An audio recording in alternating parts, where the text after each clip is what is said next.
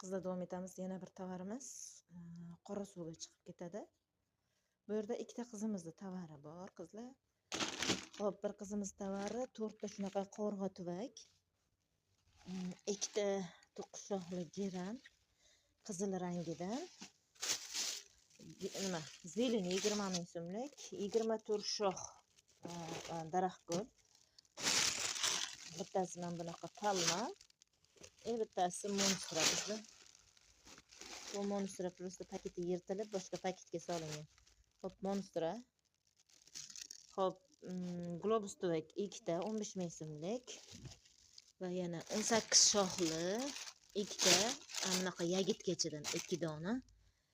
Globus tuvakdan 4 ta aytgan, mana ikkitasi, mana ikkitasi.